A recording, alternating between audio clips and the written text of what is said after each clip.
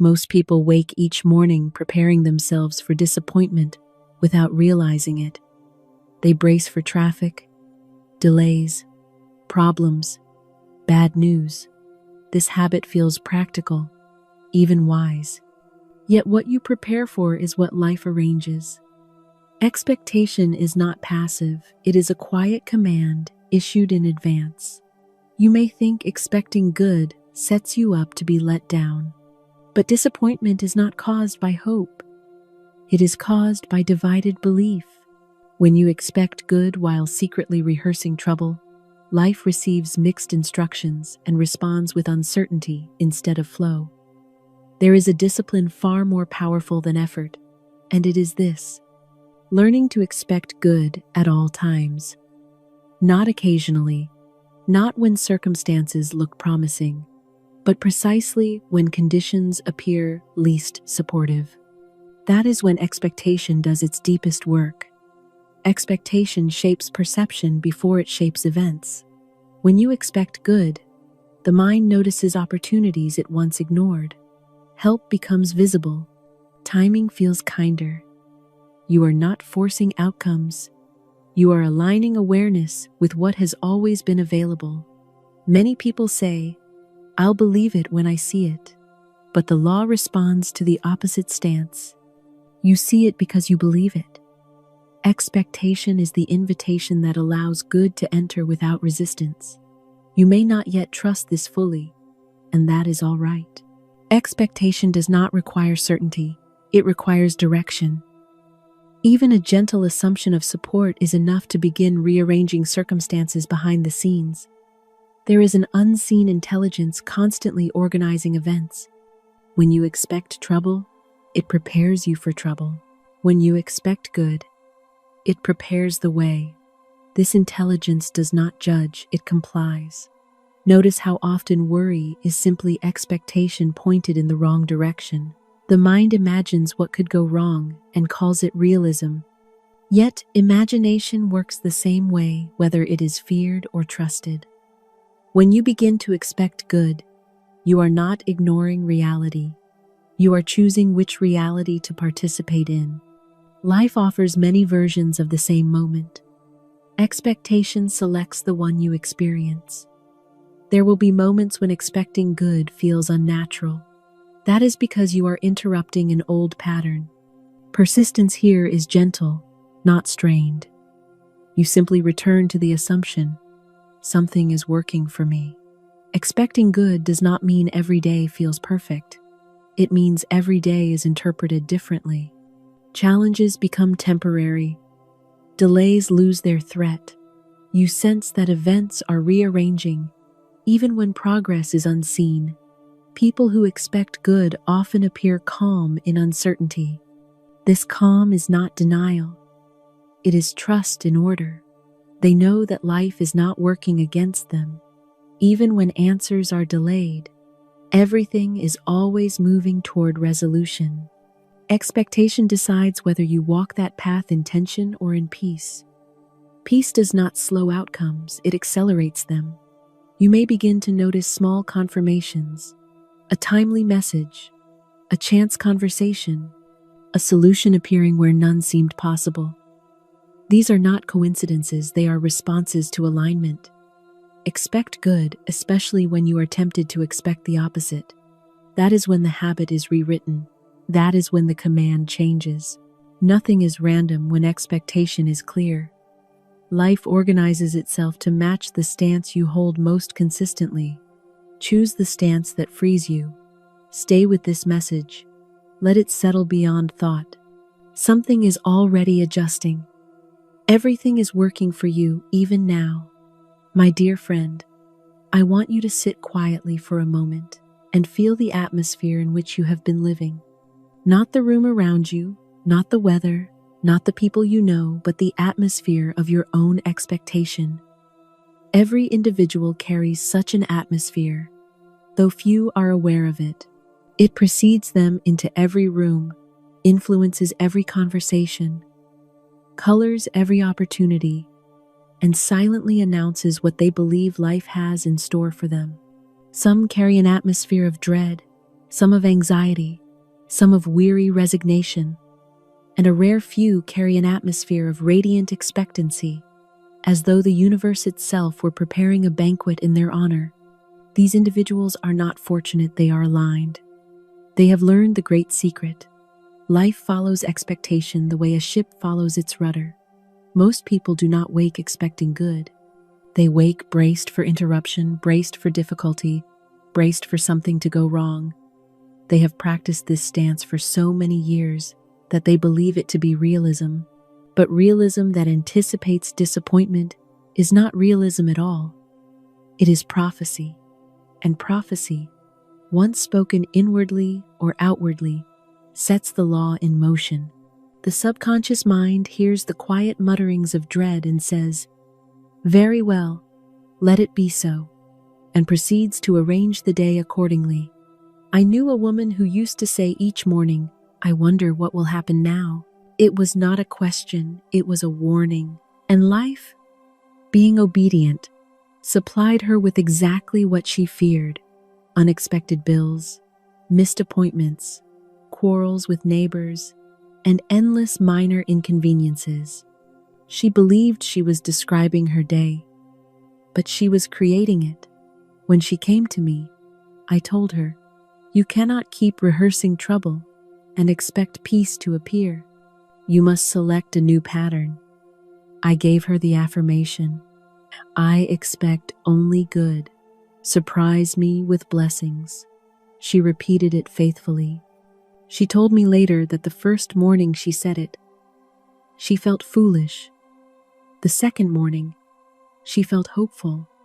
And the third morning, she felt something shift. Within a week, she received a letter she had been awaiting for months. Within another week, a friend returned a sum of money she had long written off as lost. She said, "Miss Shinn, it feels as if life has suddenly remembered me." I replied, "My dear, life never forgot you. You forgot to expect it. Expectation is not wishing.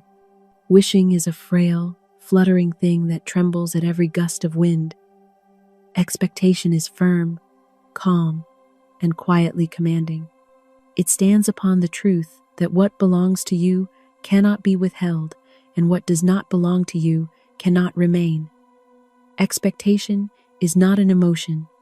It is a decree.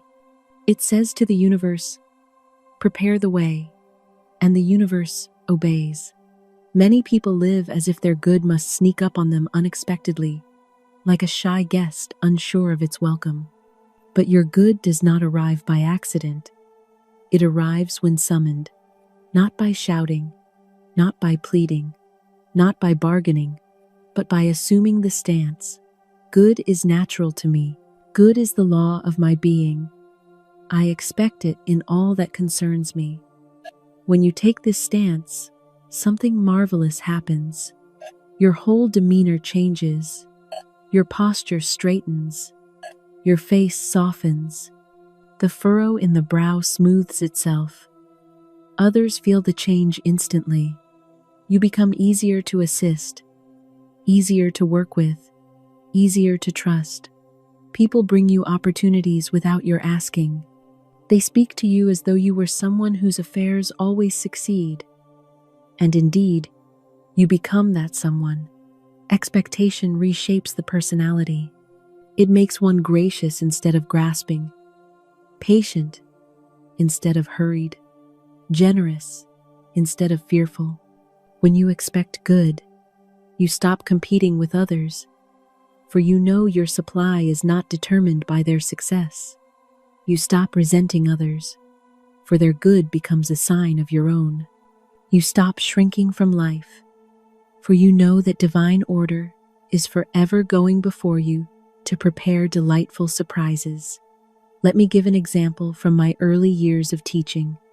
A gentleman came to me who lived in a perpetual state of preparation for disappointment. He expected his investments to fail, his friends to forget him, his health to decline, and his plans to dissolve, not because he was a pessimist by nature, but because he believed that expecting good would tempt fate. He thought he was protecting himself. In truth, he was instructing life to bring him the very things he feared. I told him, "You are not protecting yourself by expecting trouble. You are arranging it. You are rehearsing disaster like an actor rehearses a play." I gave him a simple exercise. I said, "For 3 days, expect only good, no matter how things appear.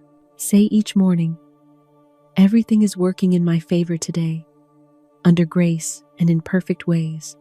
Say it with calm authority, as though your word is law, because it is." Those 3 days changed his life.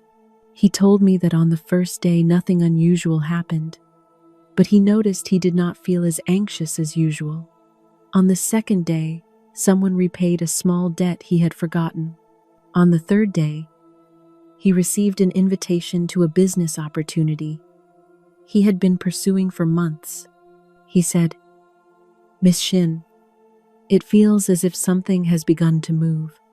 And I replied, "Yes, your expectation has begun to move, and life always moves to meet it. Expectation is the sculptor of circumstances.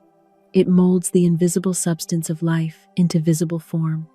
If you expect delays, delays come. If you expect opposition, opposition rises. If you expect blessing, blessing hastens to meet you. And all of this happens quietly, beneath the surface, long before you see the result. There is a scriptural truth that reveals this plainly. According to your faith, be it unto you." Faith and expectation are identical vibrations. To have faith is to expect good. To expect good is to have faith. The subconscious recognizes them as the same decree. Now, you may say, "Miss Shinn, my life has trained me to expect difficulty. How do I undo years of habit?" You undo it gently. You begin with small expectations. Expect a pleasant surprise. Expect a kind word. Expect a door to open. Expect clarity where confusion once lived. And when these small proofs arrive, and they will, you will gain courage to expect greater good. Expectation is strengthened by repetition. You must impress the subconscious through rhythmic decree. Say quietly throughout the day, "I expect only good." I look with wonder at each day's gifts. My good now flows to me from every direction. Nothing can oppose my good, for my good is divine. Say these words until they cease being statements and become identity. Say them until you feel yourself rising into a new posture, one of calm certainty. It feels like standing on solid ground after years of walking on sand. Let me give you a case of identity transformation through expectation. A young woman came to me who said she felt invisible, overlooked in her work, misunderstood in her family, and unnoticed in social settings. She expected to be dismissed, and indeed she was. I told her, "My dear, others are only reacting to your expectation. You enter each situation apologizing for your own existence. You must stand as one who expects respect." I gave her the affirmation, "I expect recognition. I expect appreciation. I expect to be seen through divine eyes." She said it daily. Slowly, her demeanor changed. She carried herself with dignity. People began greeting her differently. Her employer, who had overlooked her for years, suddenly noticed her abilities and promoted her. When she returned to me, she said, "Miss Shinn, I feel like a different person." And I answered, "You are." Expectation created a new identity. Expectation does not merely attract events, it shapes character, and character shapes destiny. The one who expects good becomes a magnet for good, not through effort, not through striving, but through spiritual alignment. Now, my dear friend, I want you to picture your own day not as it has been, but as it could be. Imagine waking with the calm certainty that something wonderful is already on its way. Imagine walking through your home with the feeling that everything is working out for you. Imagine going to your work or errands with the expectation that you will be guided, protected, and prospered. Imagine entering conversations, expecting kindness, respect, and ease. Your entire world would rearrange itself to reflect that stance. For life is not your adversary, it is your servant. And expectation is the command it hears most clearly.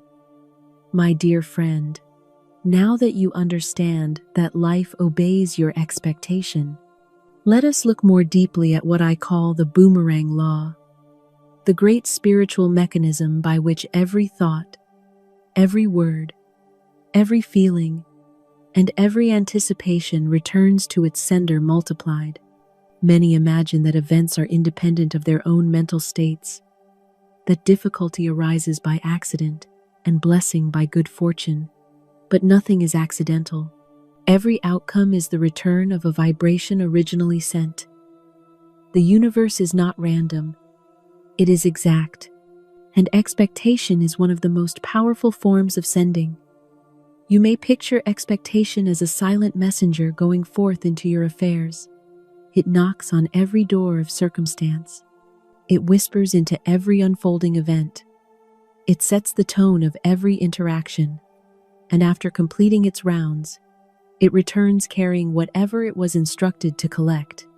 If you instructed it to collect trouble, it returns with trouble. If you instructed it to collect blessings, it returns with blessings. This is not punishment, nor reward. It is law. Consider a person who expects delays at every turn. When he travels, he expects interruptions. When he shops, he expects long lines. When he works, he expects difficulty. When he speaks to others, he expects friction. And sure enough, his day unfolds exactly according to this private decree. He says, "I knew it." And the universe answers, "Yes, you instructed it. But now consider someone who expects everything to move smoothly under grace." She rises each morning saying, "I expect divine order to go before me." She walks as one guided. She meets the right people. Objects misplaced reappear. Paths open. The universe shifts its weight to assist her steps. And others say, "She is lucky," but her so-called luck is simply the boomerang of her own expectancy, returning with gifts. One of my students once said to me, "Miss Shinn, I cannot believe that my small thoughts matter." I replied, "My dear, your small thoughts matter precisely because they are small. A stream does not need to be large to turn a wheel. It only needs to be steady. Your steady expectation, whether of good or of trouble, turns the machinery of life. Let me tell you a case that reveals this truth vividly. A woman had a habit of expecting misfortune in small ways. If she dropped a dish, she expected the day to unravel. If the mail was late, she expected bad news. If her employer called her into the office, she expected reprimand. These expectations seemed minor to her, but they created an atmosphere of chronic disappointment. Life obeyed her as faithfully as a mirror. She came to me, wanting to change her circumstances. I told her she must first change her expectation. I gave her this decree: every event brings me good. Even delays bless me. She repeated it faithfully. Within a week, she noticed small but unmistakable signs. A delayed letter brought not bad news, but a long-awaited payment. A missed appointment led to a chance conversation with someone who later helped her greatly. She said, "Miss Shinn, it feels as though life has turned around and is facing me with a smile." And I answered, "It always wished to smile. It was waiting for you to expect it." Expectation is not passive. It is magnetic. It draws its own equal. It selects from the infinite possibilities surrounding you the one that matches your decree. This is why Christ said, "All things whatsoever ye shall ask in prayer, believing, ye shall receive." To believe is to expect. The prayer without expectation is like a letter without an address carried nowhere. Now, let me show you how this law operates in daily affairs. You may have noticed that people who expect kindness receive it often. Even strangers treat them with courtesy. Doors are held open. Assistance is offered. Opportunities come easily. These individuals carry an atmosphere that says, "Good is natural to me," and the world responds accordingly. But notice also the opposite. There are those who expect criticism or coldness.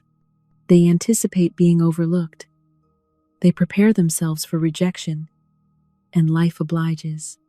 It is not the world that rejects them, it is their own expectation directing the world's behavior. Expectation gives instructions to every person you meet. It is the silent script handed to each actor before the scene begins. If the script says, "Treat me with suspicion," they will treat you with suspicion. If the script says, "Recognize my worth," they will respond with admiration. You may not speak a word, yet they feel your decree. I told him, "You are expecting smallness, so life is returning smallness." I instructed him to repeat quietly throughout the day. I expect recognition. I expect honor. I expect goodwill. He practiced faithfully. Soon his co-workers began treating him with new respect. His supervisor asked his opinion more often. A project that had been withheld from him suddenly opened to him. He said, "Miss Shinn, they are different." And I replied, "No, my dear, you are different. The boomerang has returned a new message." Another story comes to mind, a woman who ran a small shop. She expected customers to be difficult and stingy, and they were. After hearing my lecture on expectation, she changed her decree to, "All that I do prospers me. My customers are generous and kind." Within 2 weeks, her sales increased. People complimented her merchandise. They recommended her to others. She said, "It is as though someone replaced my customers." But the customers had not changed. Her expectation had. The boomerang law works silently, faithfully, unfailingly. And now, let me show you something even more marvelous. Expectation multiplies whatever emotion accompanies it. If you expect with fear, the fear returns multiplied. If you expect with joy, the joy returns multiplied. If you expect with calm assurance becomes the atmosphere of your life. This is why you must cultivate what I call the quiet expectancy of good. An expectancy that does not shout, strain, or demand, but rests in divine certainty. What you rest in, you receive. To help my students develop this calm expectancy, I often give this affirmation: I rest in expectancy of good. What God has done for others, He now does for me and more. Repeat this slowly, as though speaking directly to the subconscious, which understands tone more deeply than words. Say it with the tranquility of someone who is preparing a place for blessings and knows the guests will arrive. Now, let me teach you how expectation changes the very timing of your life. When you expect trouble, everything slows, delays multiply, misunderstandings arise, opportunities hesitate. But when you expect good, the opposite occurs. Life accelerates. The right moment appears at the right time. A thing that once felt far away suddenly stands at your doorstep. Do you recall the story of the prodigal son? When he arose and went, expecting mercy instead of condemnation, mercy ran to meet him. The father did not wait, he ran to greet the son. So it is with your good. When you expect it, it runs toward you. Expectation creates momentum, and momentum draws miracles. Let me give you a final picture for this part. Imagine that life is a great orchestra, and your expectation is the conductor's baton. When your baton is lifted with confidence, the entire orchestra plays in harmony. When your baton trembles with fear, the music falters, and when your baton is lowered in despair, the music stops. But when you lift it again with authority, even if your hand shakes slightly, the orchestra resumes, majestic and obedient. So I say to you now, lift your baton, expect good, direct the music of your life, for the boomerang law is already returning to you. Whatever you have sent forth, and you may, at this very moment, send forth a new command. My dear friend, now that you understand the law of expectation and its faithful return, let us enter the sanctuary of a deeper truth. You cannot expect good while carrying a burden of fear. Fear is the great thief of spiritual power. It dims the vision, bends the posture, tightens the breath, and creates an atmosphere in which good cannot land. The subconscious mind, like a delicate instrument, takes its tone from whatever emotion dominates the heart. And if the heart is heavy, the expectation, no matter how noble, becomes faint and divided. Therefore, before one can expect good at all times, one must learn the ancient art of casting the burden. Casting the burden is not a poetic phrase. It is not a comforting metaphor. It is a mechanical action in spiritual law. It removes the weight of human reasoning and places the problem into the hands of the divine, whose wisdom is never confused and whose methods are never delayed. When you cast the burden, you quiet the anxious chatter of the conscious mind, allowing the subconscious to receive a single, clear impression. The matter is handled. I have seen people attempt to expect good while still nursing old hurts, rehearsing fears, clutching guilt, or bracing for misfortune. Such expectation is like planting seeds in frozen soil. Nothing can grow until the ground is warmed. Therefore, the first work of the seeker is always this: I cast this burden on the Christ within, and I go free. Let me tell you a story from my teaching years, one that illustrates how burdens block expectation. A woman came to me trembling with fear over her finances. Every bill seemed to carry the weight of judgment. She had convinced herself that ruin lurked behind every envelope. She told me, "Miss Shinn, I cannot expect good. I can hardly expect survival." I replied, "My dear, you are attempting to carry the entire universe on your back. Put it down." I instructed her to take each fear as it arose and say quietly, deliberately, "I cast this burden on the Christ within, and I go free." She repeated it whenever her mind began rehearsing disaster. After 3 days, she reported that the dread had lessened. After a week, she said she felt strangely light, as though someone were walking beside her, and not a moment too soon an unexpected check arrived, followed by a new source of income. She looked at me with wide eyes and said, "It is as though supply was waiting behind a door I kept shut with fear."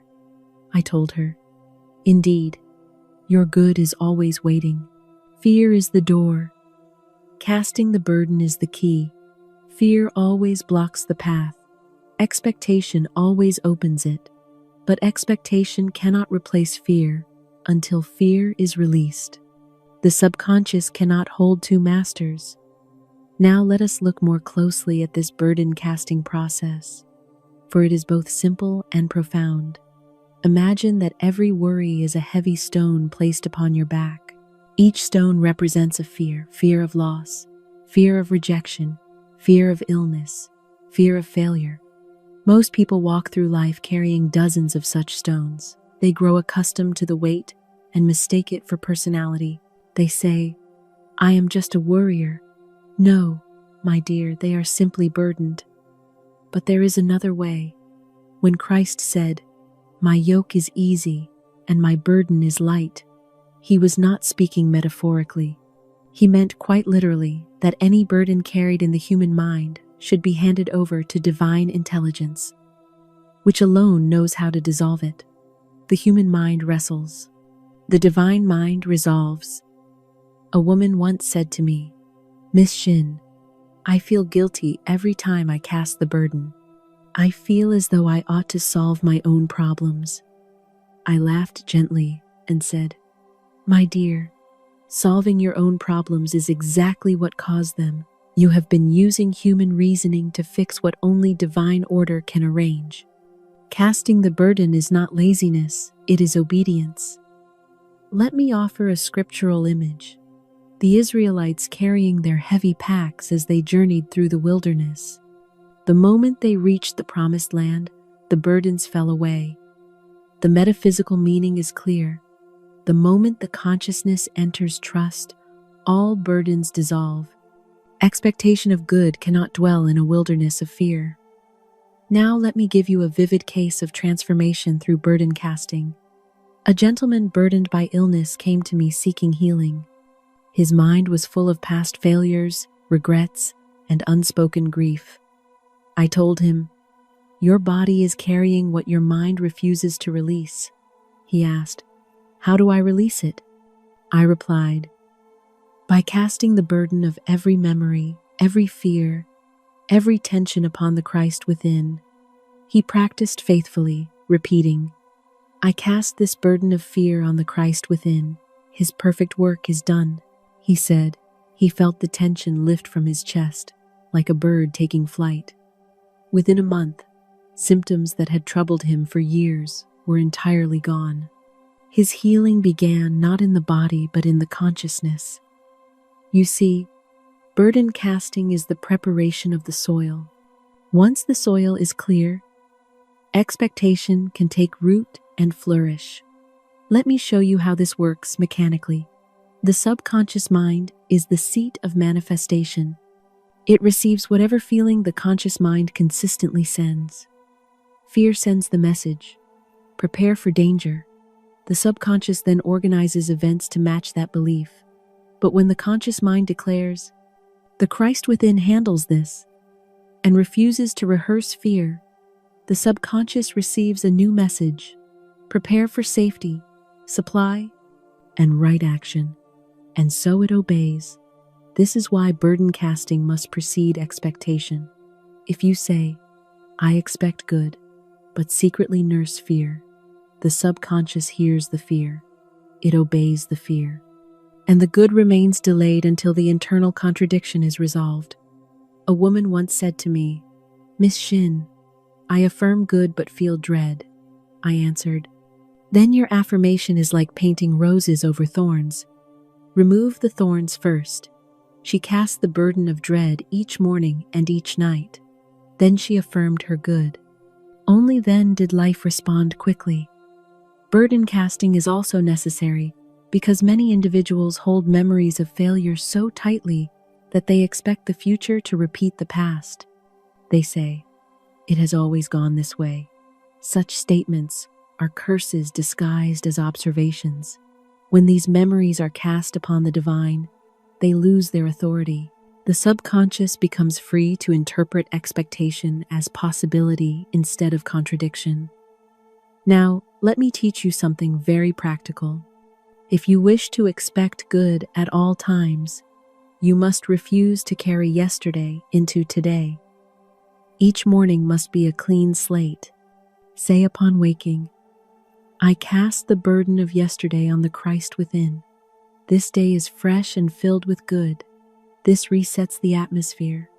It allows the subconscious to greet the new day without the dusty footprints of old fears. Let me give you another case. A young woman tormented by past disappointments came to me wanting a new start. She expected every good thing to slip away because her past had conditioned her so. I told her, "My dear, the past is not a prophecy. It is a shadow, and shadows dissolve when you turn toward the light." I instructed her to cast the burden daily. "I cast this burden of old disappointments upon the Christ within. I go forward free." Within weeks, she felt lighter. She began expecting good in small ways: a compliment, a small success, an easy day. These came quickly. Her expectation grew. Soon she entered a new line of work that brought her great joy. She said, "Miss Shinn, it feels as though my whole life has turned toward me."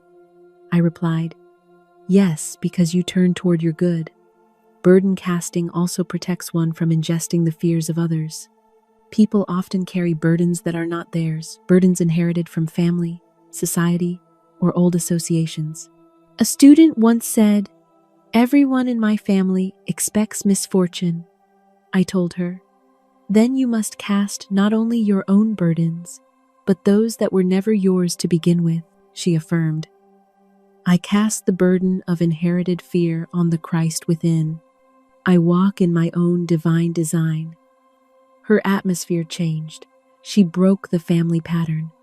This brings us to an important truth. Casting the burden is the first break in the chain of generational expectation.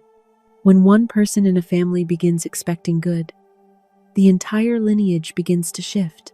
They become the Moses of their household, leading the consciousness out of old mental Egypt. Now let me speak directly to you.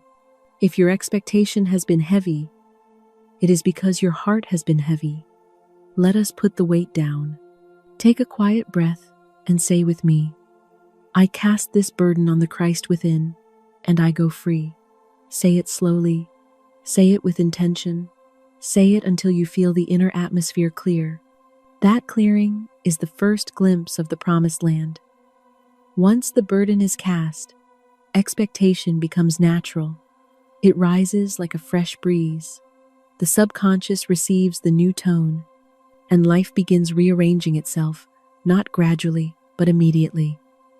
You will notice small signs first: a harmonious encounter, an unexpected blessing, a shift in mood, then larger signs: solutions appearing, opportunities opening, problems dissolving. This is the miracle of burden casting.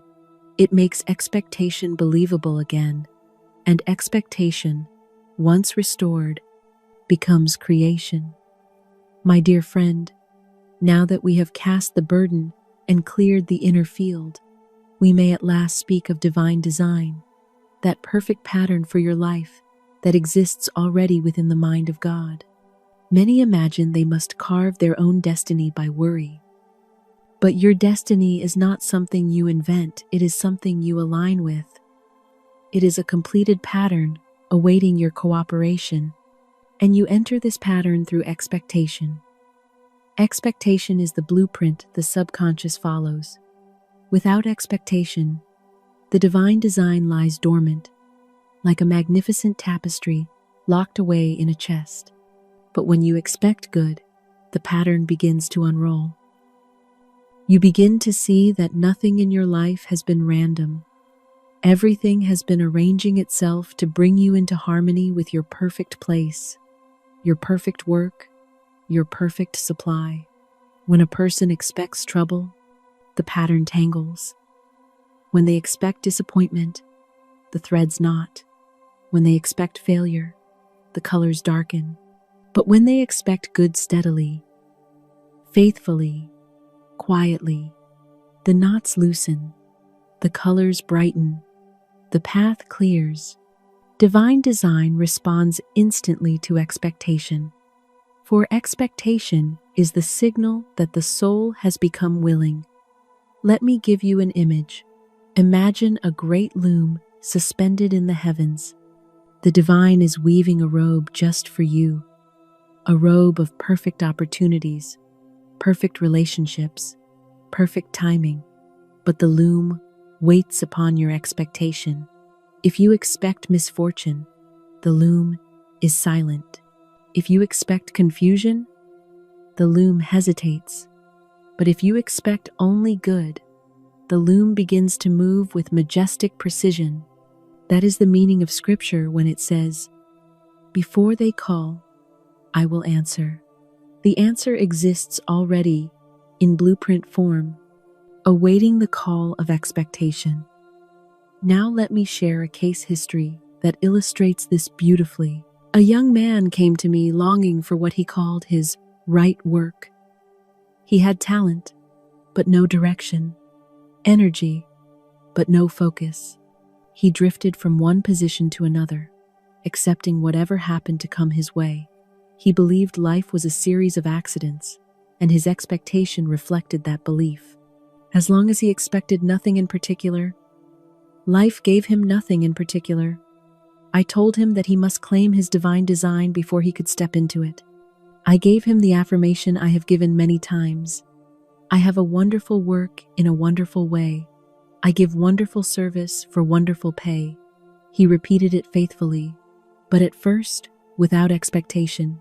He said the words, yet inwardly anticipated disappointment. I told him gently, my dear, your words are marching, but your expectation is sitting still. Both must move together. Then he did something remarkable. He began preparing for the work before it appeared. He purchased a new notebook. He refined his skills. He read books related to his field. He walked each day as though his perfect position were already being arranged. Preparation is a form of expectation, and heaven responds to preparation. Within 2 weeks, a friend mentioned an opening in a company the young man had admired for years. He applied and was hired almost immediately. The work fit him so perfectly that he said, Miss Shinn, it feels as though this job were created for me. I replied, it was. It existed in your divine design, waiting for you to expect it. Let us examine this more deeply. Divine design is like a room already furnished with every good thing you could possibly desire. Right companions, right ideas, right opportunities, right supply. Expectation opens the door to the room. Fear keeps the door locked. Doubt bolts the hinges. Complaining erects walls. But trust simple, steady trust turns the key. Now let me connect expectation with a scriptural allegory you may know well. Why silence? Because premature speaking would have introduced fear. Expectation must be protected during its formation. Only when the circle was complete did they release the shout of victory, and the walls fell instantly. Expectation first, evidence second. It is the same with divine design. The walls surrounding your good collapse the moment your expectation reaches full maturity. Not one moment earlier, not one moment later. Another case comes to mind. A woman longed for her perfect home. She pictured it, dreamed of it, prayed for it, but expected disappointment with every attempt.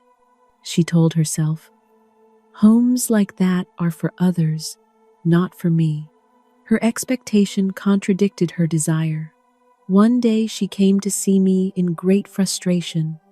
I said, my dear, you are standing in front of a closed door saying, I know it will not open. You must expect it to open before the hinges move.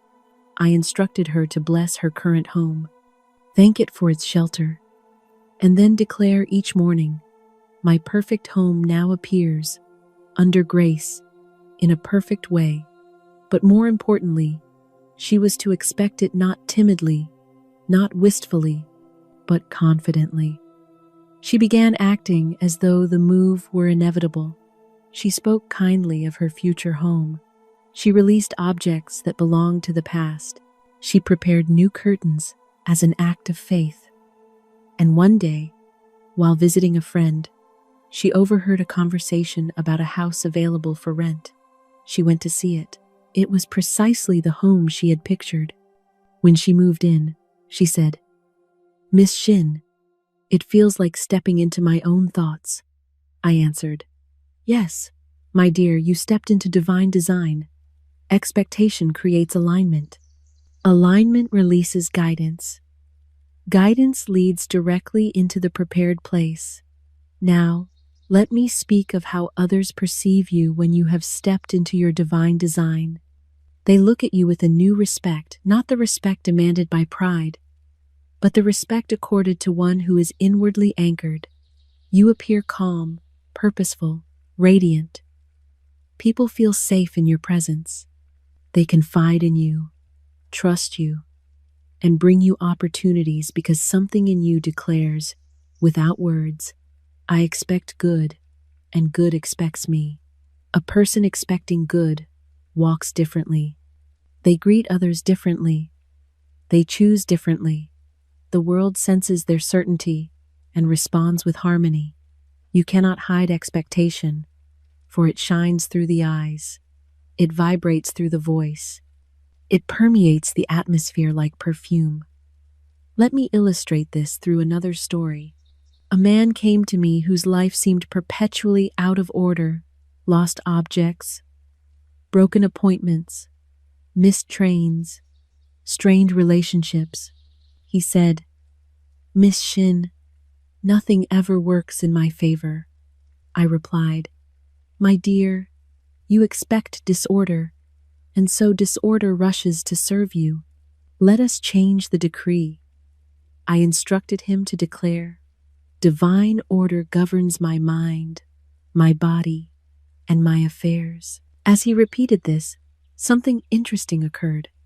He began noticing small signs of order keys appearing where he thought he had lost them, letters arriving promptly, plans unfolding smoothly. His mind grew calm. His days grew harmonious.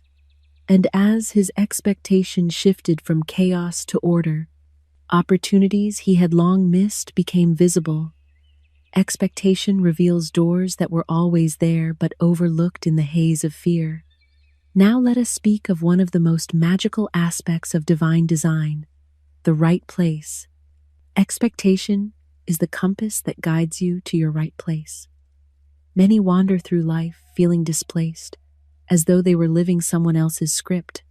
But the moment they begin expecting good, the compass needle shifts. They are guided toward environments that bring out their brilliance, people who appreciate their gifts, and activities that fulfill their soul. A woman once said to me, I have never felt that I belonged anywhere. I replied, Because you have expected displacement, expect belonging, and belonging will welcome you.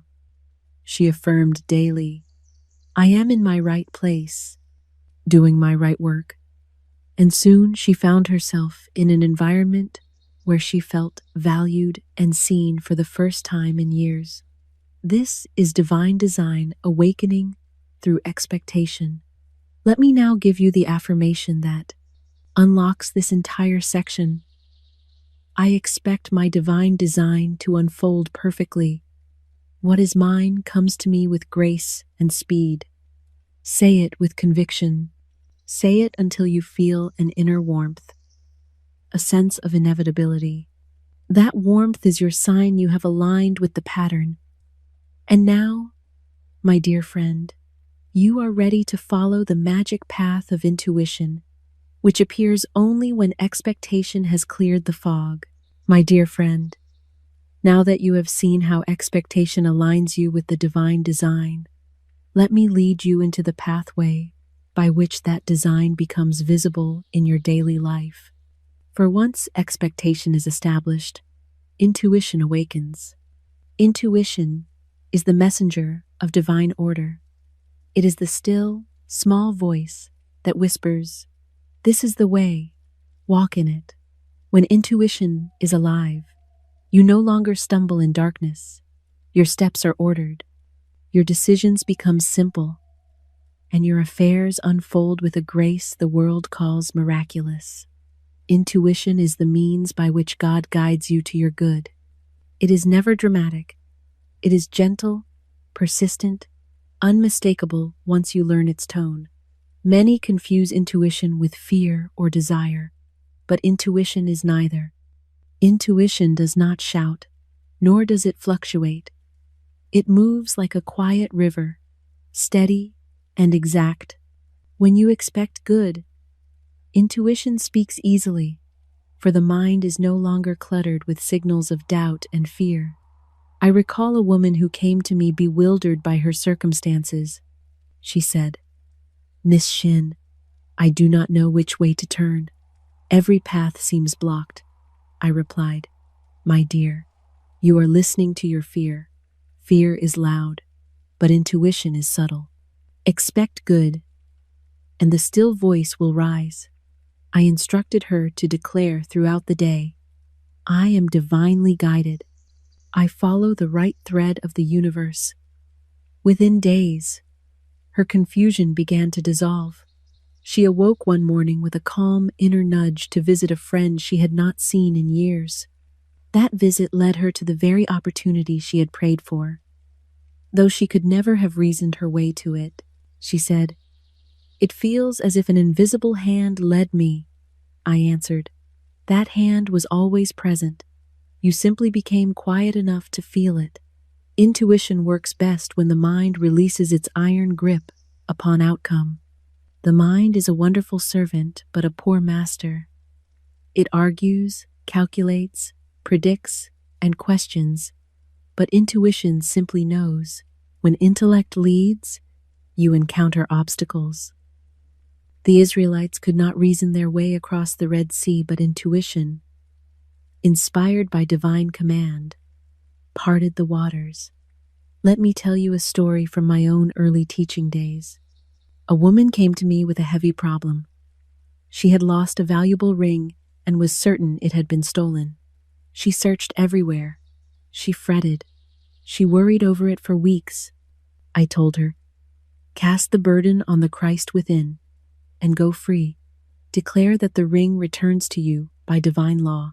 She obeyed. And then, with her mind freed from agitation, intuition guided her to check the hem of a coat she seldom wore. The ring had slipped through a tear and lodged inside. She said, "Why did I not think to look there?" I replied, "Because intuition had been drowned out by fear. When fear stepped aside, the answer stepped forward. That is how intuition works. It brings the right thought at the right time to the right place. You cannot force it, but you can prepare the way. Expectation prepares intuition, as morning light prepares the opening of a flower. The two work hand in hand. Now, let me describe something few understand. Intuition often begins with the smallest of impulses, a sudden desire to take a different route, a quiet thought to pause before speaking, a fleeting sense to check a letter, revisit an idea, or delay a purchase. The untrained mind dismisses these whispers as nothing, but the spiritually awakened soul knows they are jewels. One woman I knew received an intuitive nudge to write a letter to a distant cousin. She hesitated, for she could see no reason for it, but she obeyed the inner voice. That letter reconnected her to family members who later played a pivotal role in an inheritance she would have otherwise never known. She said, "If I had waited for logic, I would have missed everything." Yes, my dear, intuition outruns logic every time. Let me connect this with another scriptural example. When the prophet Elijah fled into the wilderness, he did not hear God in the wind, nor in the earthquake, nor in the fire, but in a still, small voice. This is the voice of intuition. It does not force its way into a clamorous mind. It waits for a quiet moment, then speaks. And once it speaks, it must be obeyed, for to ignore intuition is to turn away from divine guidance. Now let us examine the relationship between intuition and prosperity. Many imagine that prosperity comes through effort, straining, forcing, pushing, manipulating events. But supply enters only through open channels, and intuition is the great opener of channels. It directs you to the right people, the right ideas, the right timing. You may toil for years with little result, only to have intuition lead you to a single action that produces more than all your effort combined. I recall a man who struggled endlessly with his business. He tried new strategies, new products, new alliances, yet nothing prospered. When he came to me, I said, "You are scattered. Your actions are many, but your guidance is none. Declare, Infinite Spirit, give me a definite lead. He obeyed. He grew still. He expected a clear sign. And intuition brought a single thought: discontinue a product he had clung to for sentimental reasons. That one act freed resources, clarified direction, and doubled his profits within months. What labor could not accomplish, intuition achieved effortlessly. Now, let me show you how others perceive the person who follows intuition. They may not understand what guides you, but they sense a quiet authority in your decisions. They see that you are never rushed, never frantic, never confused. You carry an atmosphere of inner certainty, and people feel safe in that presence. One woman told me, "Miss Shinn, since I have begun following intuition, people say I look different." I replied, "You do, for intuition smooths the brow, softens the voice, brightens the eyes. It brings harmony to the countenance because it removes conflict from the mind." Now let me give you an affirmation that unlocks intuition's full power. I am wide awake to my lead.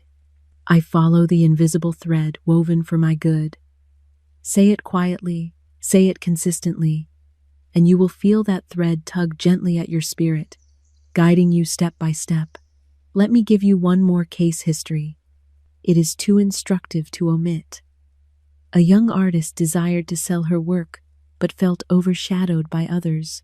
She tried advertising, lowering prices, seeking advice, yet no doors opened. I said, "Cease striving and allow intuition to lead." She began to expect guidance. One morning, she awoke with the idea to visit a bookstore she had never entered. There she met a gallery owner who admired her art and offered her a showing. Within a year, her work was known throughout the city. She came to me glowing, saying, "It happened as if by magic." I replied, "Intuition is magic, the magic of divine order." My dear friend, do you see how expectation, divine design, and intuition interlace? Expectation summons the pattern. Intuition reveals the steps. Divine design fulfills itself without strain. When you work from this triad, life becomes a treasure hunt guided by wisdom, not a battlefield fought by effort. And now that intuition is awakened, you are ready for the next great law, the law of non-resistance, where miracles multiply. My dear friend, once you have learned to follow the magic path of intuition, you must understand the next great principle, without which intuition cannot deliver its full harvest. This is the law of non-resistance, the law that removes obstruction from your path, dissolves enemies both real and imagined, and opens the way for miracles to rush in under grace in perfect ways. Most people resist life at every turn. They resist circumstances, they resist people, they resist ideas, they resist delays. Yet resistance is the great builder of walls, and walls block supply. Whenever you push against a condition, you strengthen it. Whatever you fear persists. Whatever you fight grows sharper teeth. This is why Scripture teaches, "Agree with thine adversary quickly." It does not mean bow to injustice or accept defeat. It means refuse to enter the arena of resistance, for resistance is quicksand. The moment you resist, you sink. Non-resistance is not passivity. It is power without friction. It is the recognition that God, not circumstance, governs your life. It is the inward posture that says, "This situation has no authority over me unless I give it authority." When you adopt this posture, the problem melts like frost under sunlight. Let me illustrate. A woman came to me furious over a legal matter. She felt wronged and prepared to fight the case with all the force of her indignation. She spent nights awake composing arguments. She rehearsed every injustice. I said to her, My dear, you are feeding a fire that will scorch you. Lay down your sword and declare, I do not resist this experience. Divine order now takes charge and brings perfect justice. She resisted my advice at first, for the ego loves battle, but eventually she obeyed. She released her outrage. She cast the burden, and within days, the entire situation reversed. The opposing party withdrew their claim, and she received not only fairness but unexpected compensation. She said, Miss Shinn, I did nothing. I answered, Indeed, you did the most powerful thing. You ceased resisting.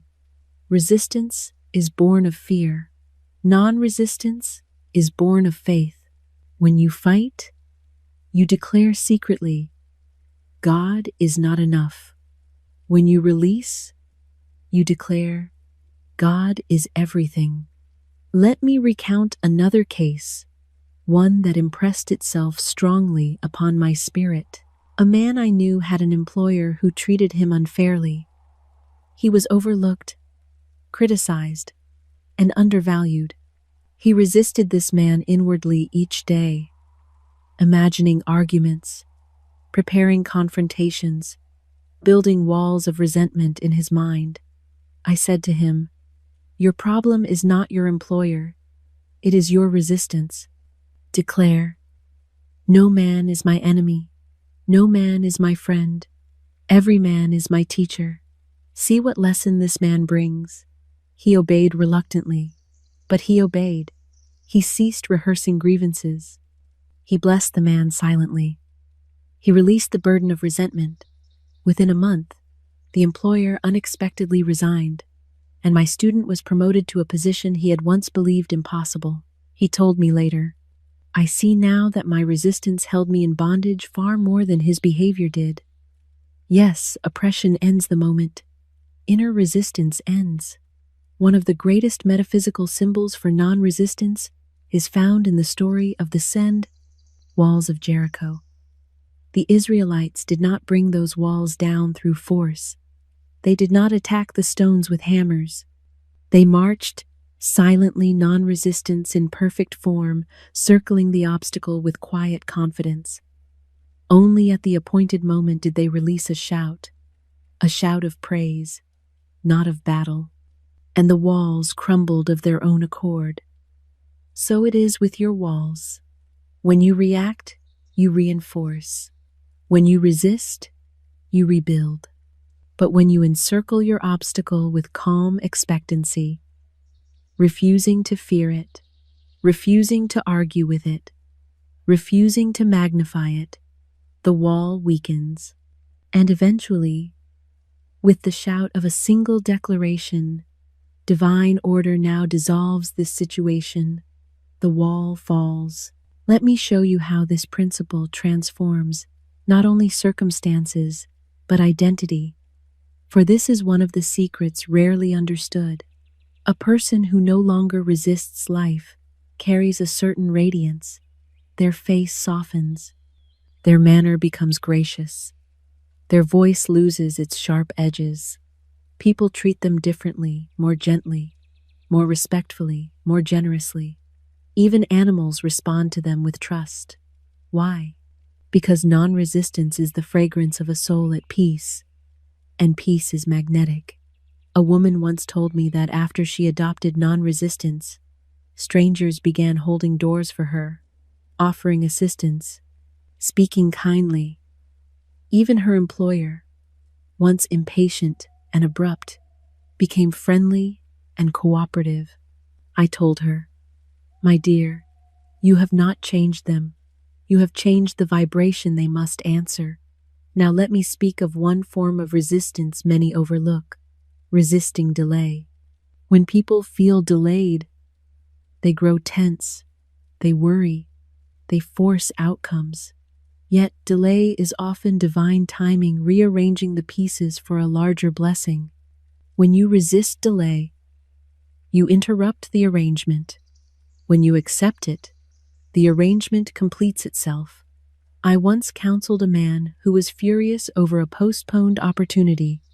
He believed he had missed his moment. I told him, if that moment were truly yours, it could never pass you by. Declare, what is mine is now given to me in perfect timing. He did. A few weeks later, a better opportunity arrived, one that paid more, demanded less, and suited him perfectly. He said, had the first one succeeded, I would have been tied to something inferior. Yes, divine delays are never denials. Let me now give an affirmation that embodies non-resistance. I do not resist. I am not afraid.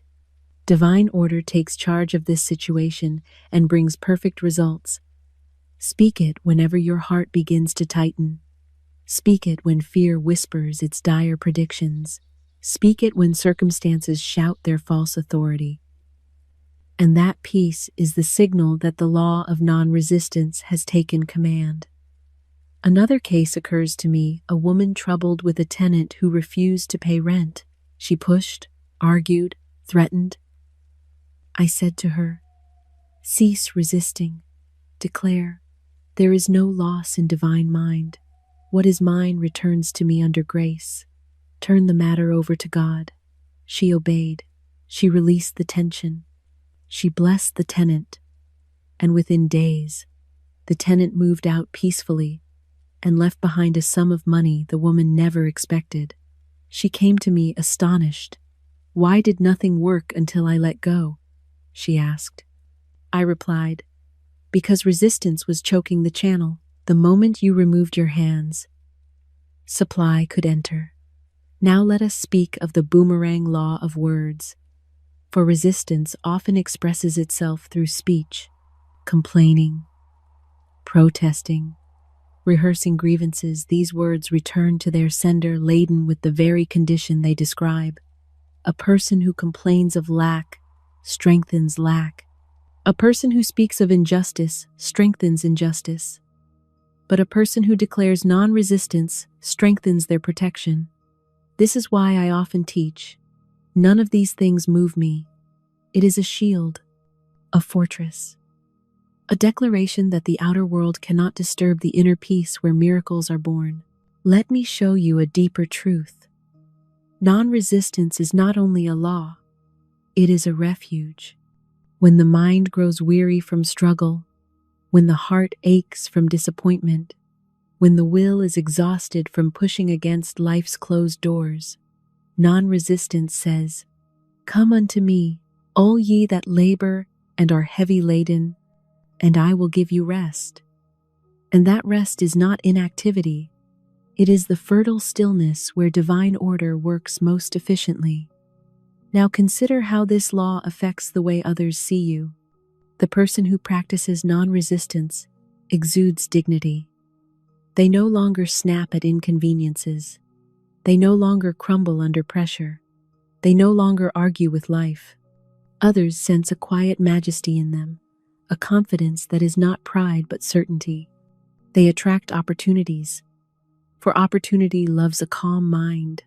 A gentleman once said to me, Miss Shinn, people treat me as if I am important, though I have done nothing to earn it. I told him, you have earned it by entering divine order. Importance is not bestowed by titles, it is bestowed by vibration. And now, dear friend, you are ready for the final section, where all these laws combine into the highest of all, learning to expect good at all times.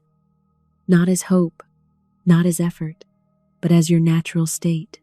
My dear friend, we have now come to the highest law of all, the law that makes every other law easy, the law that opens the gates of supply, dissolves fear, clears confusion, strengthens intuition, and restores divine order to your path. It is the law that few dare to practice because it seems too simple. Yet it is the very key that unlocks the treasure house of heaven. It is this: learn to expect good at all times. Expectation is faith in motion. It is trust dressed in certainty. It is praise before the harvest, sunlight before the dawn. Most people expect only what they have known before delay, disappointment, difficulty, and so the past becomes their prophet. But when you expect good, you break the wheel of repetition. You announce to the universe, I am ready for a new pattern, and life obeys. Let me tell you a great secret. Expectation organizes the unseen. It arranges circumstances, summons opportunities, softens hearts, clears obstacles, and guides your feet into right places. Wherever you go, expectation goes before you like a herald, announcing your arrival to the invisible forces that shape your world. When you expect trouble, trouble prepares itself. When you expect loss, loss sharpens its outline. When you expect delay, delay sits at your door. But when you expect good quietly, steadily, confidently, goodness rushes to greet you like a long-awaited friend. A woman once came to me worn down by years of discouragement. She said, Miss Shinn, I am afraid to expect anything. Every time I hoped for good, something went wrong. I told her, my dear, you never expected good. You hoped for good while expecting something else. Hope is gentle, but expectation is commanding. Hope whispers, expectation decrees.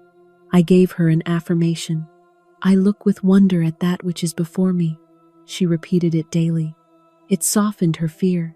It loosened her grip on the past. Within weeks, unexpected blessings began appearing.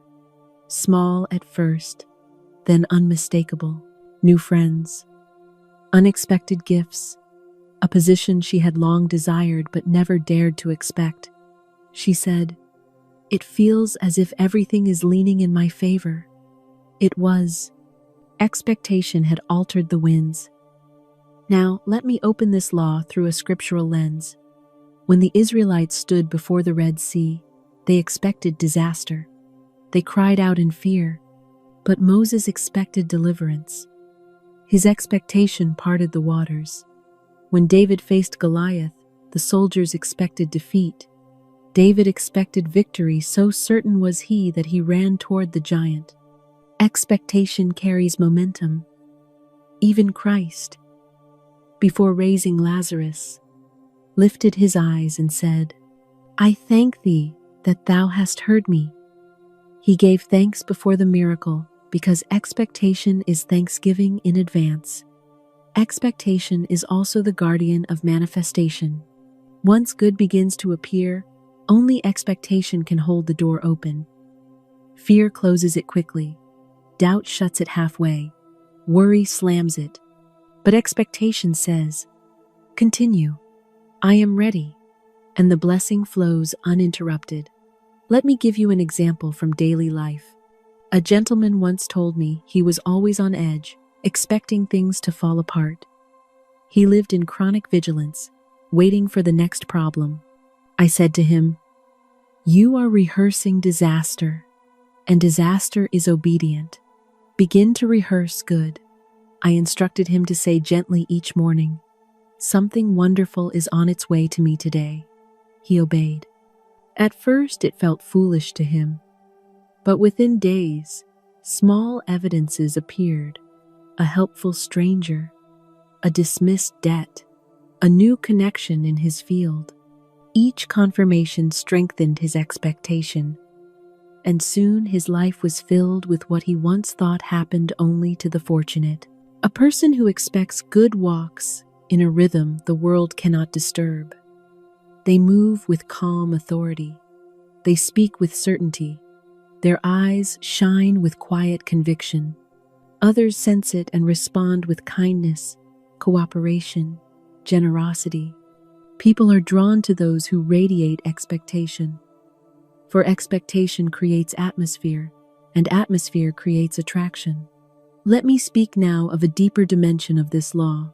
When you expect good at all times, you no longer interpret delays as failure. You see them as preparation. You no longer fear detours, for you know they are divine rearrangements. You no longer tremble at closed doors, for you expect a better door to open swiftly. This is why Scripture teaches, "Surely goodness and mercy shall follow me all the days of my life." The verse does not say, "Occasionally visit me." It says, "Follow me," as a faithful companion follows a beloved master. When you expect good, goodness begins to pursue you. It arrives uninvited, yet always timely. You find yourself saying, "I do not know how this worked out so perfectly." Expectation is how. Another case rises in memory. A young teacher desired a promotion but believed her background disqualified her. She expected rejection at every turn. I said, "As long as you expect rejection, it will feel at home with you. Declare instead, 'What God has done for others, He now does for me, and more.'" She began expecting favor. She walked into her classroom as though promotion were inevitable. And without striving, without pleading, the promotion came along with an increase she had not requested.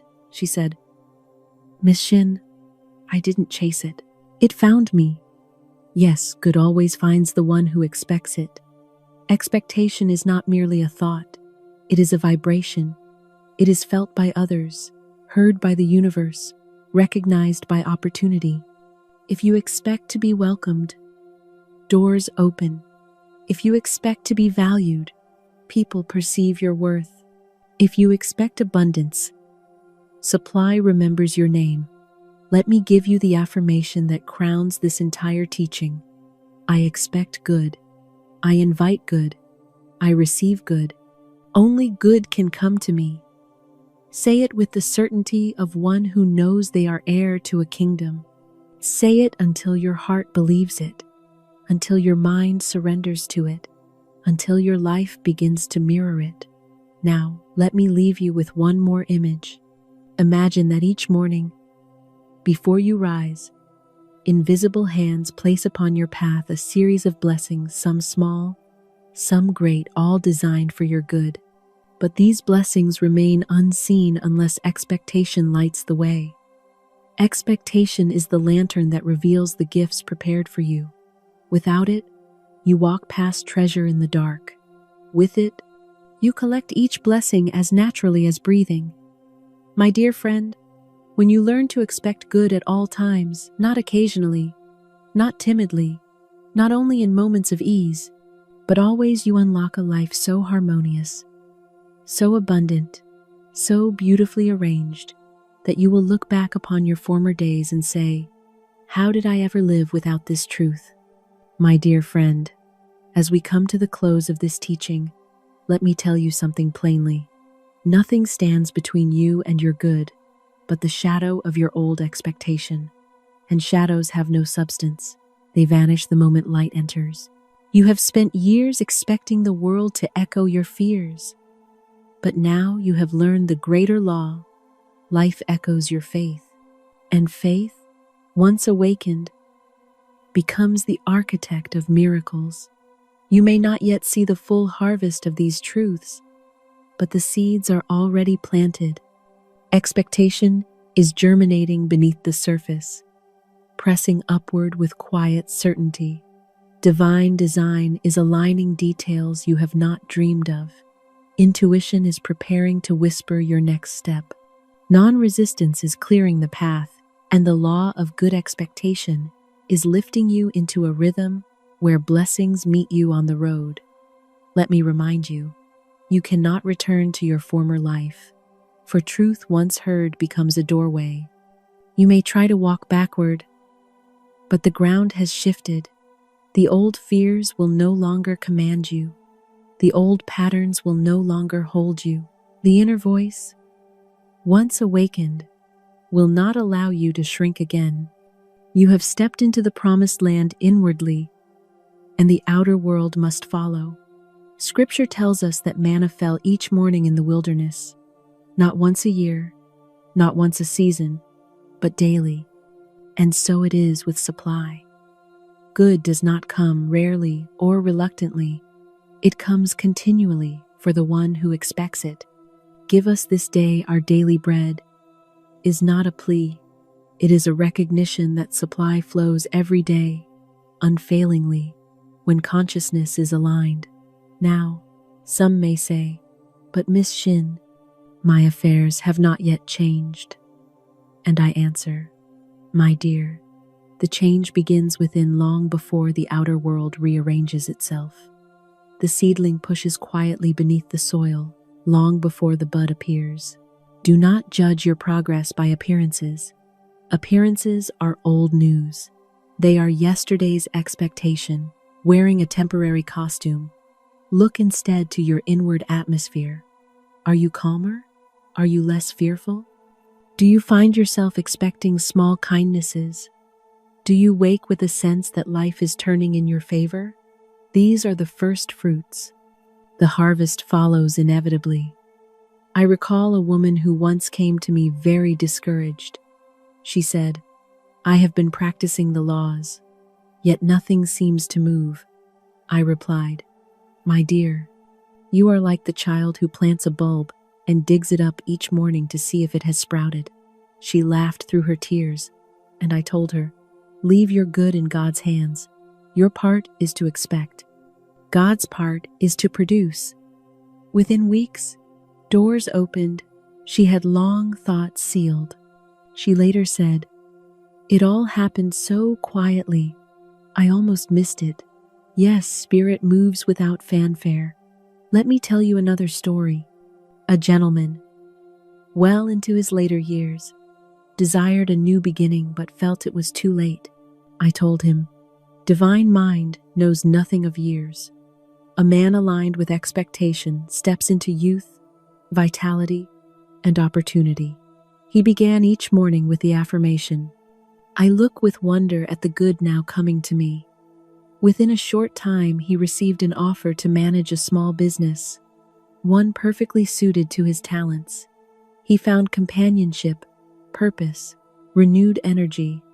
He said, "Miss Shinn, I feel as though I have been reborn."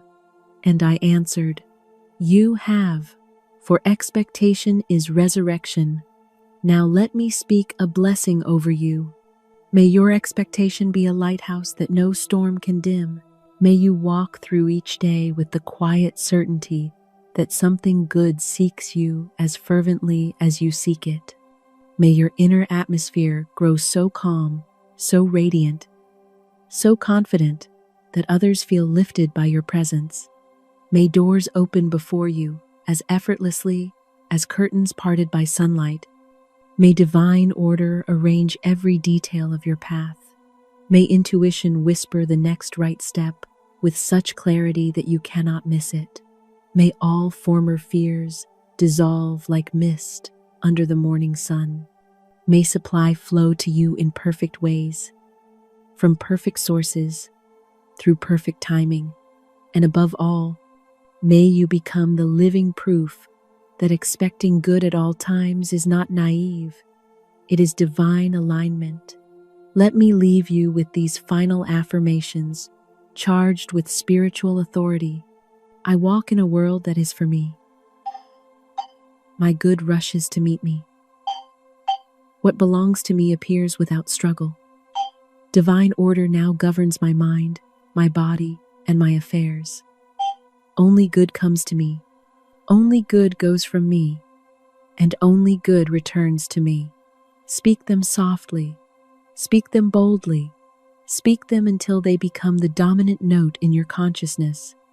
Soon the outer world will rise to match the music within. My dear friend, you are no longer wandering in the wilderness of old expectation. You stand at the gates of your promised land. Enter with praise. Enter with certainty.